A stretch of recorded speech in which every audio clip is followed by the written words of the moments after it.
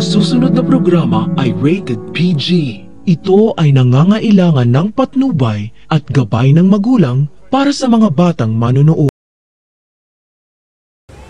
Napilitan si Giselle na umuwi ng Pilipinas dahil nagkaroon ng problema sa isa nilang negosyo, kaya kailangan ni Giselle solbahin ang problema dahil may sakit si Sir Pepe. Nagpapagaling si Sir Pepe sa Amerika kaya hindi muna siya makakabalik ng Pilipinas at hindi niya muna kakausapin si Ubeng habang nasa buhay pa rin ni RJ si Moira. Walang kamalay-malay si Giselle at Lolo Pepe na pinalayas na pala ni Ubeng ang bruhang si Moira dahil nabisto nito na si Moira ang salarin sa pagtulak sa kanya sa hagdan. Kaya nang dumating si Giselle sa Pilipinas, nakita niya si Zoe sa hotel nila, kaya tumawag siya kay Lynette dahil ramdam niyang may nangyari habang wala siya. Kaya isiniwalat ni Lynette kay Giselle na pinalayas na ng kapatid niya si Moira sa bahay nila dahil napanood ni RJ ang CCTV footage at si Moira ang tumulak sa kanya. Nang marinig ni Giselle ang sinabi ni Lynette, nanginginig siya sa galit dahil ang walang hiyang si Moira ang tumulak sa kapatid niya na naging dahilan kaya ito nagka-amnesia. Galit na galit si Giselle dahil kung hindi tinulak ni Moira si Ubeng, hindi sana sila nag-away na magkapatid at hindi sana lumala ang karamdaman ng kanilang papa.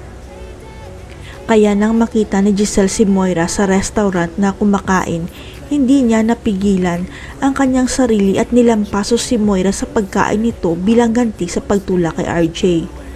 Ang akala ni Moira wala nang may mang-aapi sa kanya pero nagkakamali siya dahil hindi pa nakaganti sa kanya si Giselle at sa susunod si Lolo Pepe naman ang makakaharap niya.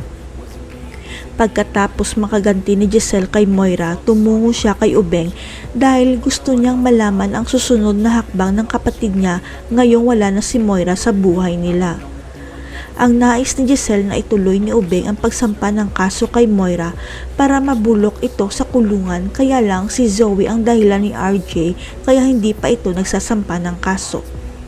Kaya habang hindi pa okay si RJ na mag-manage ng Apex, nakiusap ito kay Giselle na siya muna ang maging president at CEO ng Apex hanggat hindi pa bumabalik ang alaala niya.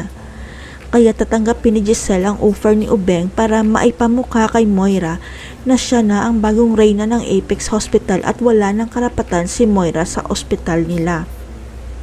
Ipinaligpit kaagad ni Giselle ang mga gamit ni Moira sa opisina nito sa sekretarya niyang si Astrid at hindi sinasadya na makita niya ang isang nakatagong papel.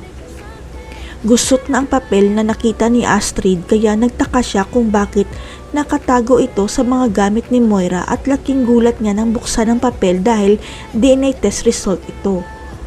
Kaya ipinakita kaagad ni Astrid ang DNA test result ni Zoe at Annalyn kay Giselle dahil siya mismo hindi makapaniwala na hindi magkapatid si Zoe at Annalyn.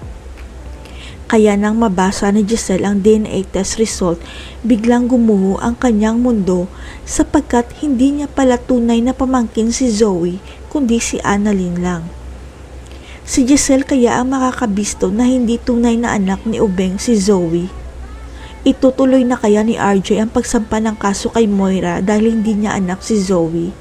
Abangan.